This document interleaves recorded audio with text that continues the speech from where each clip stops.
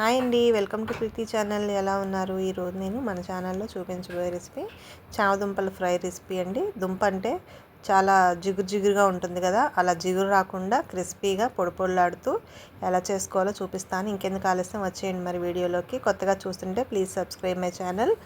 Video skip చేయకుండా చూడండి last వరకు. చామదుంపలను శుభ్రంగా కడిగేసుకొని చిన్న మంట మీదే పొయ్యి మీద పెట్టుకొని కాస్త వాటరు మునిగే వరకు వేసుకొని సాల్ట్ వేసుకొని ఉడకనిచ్చుకోవాలి.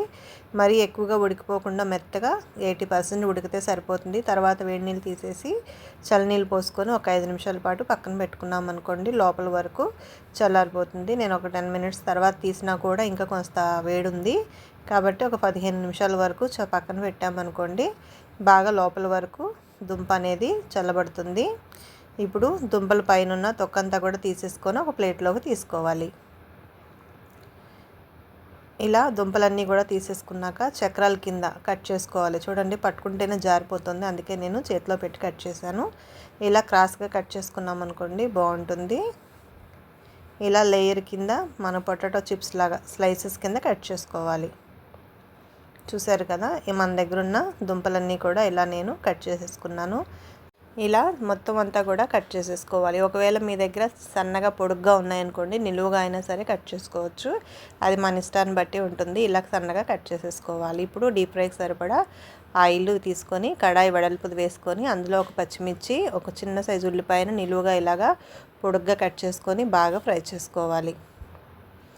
ఉల్లిపాయ అంతా కూడా కలర్ చేంజ్ అయ్యే వరకు, మనం ఎక్కడ మూత పెట్టకూడదండి, మూత పెట్టకుండానే ఫ్రై చేసుకోవాలి. ఉల్లిపాయ అంతా కూడా ఫ్రై అయిన తర్వాత ముందుగా కట్ చేసుకున్న చామదుంపలను వేసేసుకొని ఒకదాని మీద ఒకటి కాకుండా ఇలా పరుచుకున్నట్టు వేసుకోవాలి. చూసారు కదా, ఇలా స్ప్రెడ్ చేసుకున్నాక మూత పెట్టి ఒక 2 నిమిషాలకు మగ్గనిచ్చుకోవాలి. ఇప్పుడు రెండు వైపులా కూడా టర్న్ చేసుకోవాలి.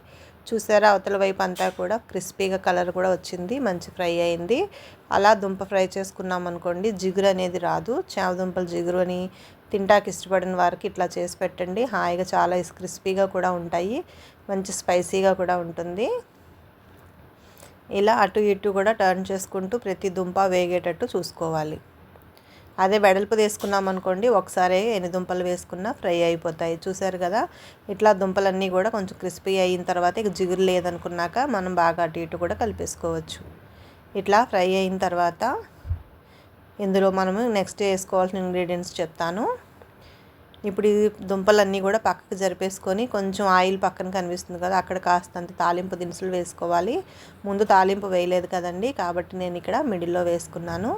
దుంపలన్నీ కూడా పక్కకు జరిపేసుకొని మనకి ఆయిల్ కొంచెం కనిపిస్తుంది కదా, అట్లా ఆయిల్ ఉన్న దగ్గర తాలింపు కొంచెం కరివేపాకు వేసుకొని కాస్తంత తాలింపుని ఫ్రై చేసుకోవాలి.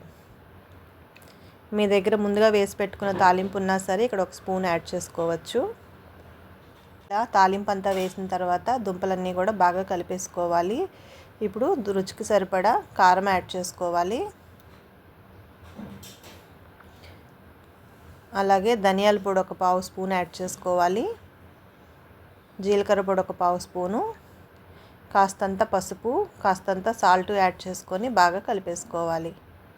సాల్ట్ అనేది మనం దుంపలు ఉడికేటప్పుడు వేసాము కదా, అందుకని నేను ఇక్కడ లాస్ట్లో యాడ్ చేశాను. కారం అంతా కూడా వేసిన తర్వాత చూడండి, మొత్తం అంతా కూడా కలర్ కూడా చేంజ్ అయిపోయింది, బాగా రోస్ట్గా ఫ్రై అయిపోయింది దుంప అనేది.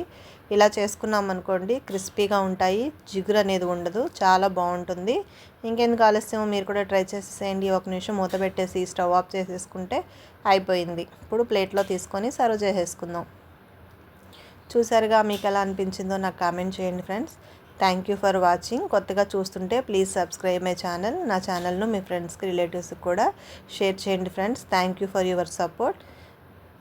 కొత్తగా చూస్తున్నట్లయితే ప్లీజ్ సబ్స్క్రైబ్ చేసినాక నా వీడియోస్ అన్నీ కూడా మీకు వస్తాయండి. Thank you for watching.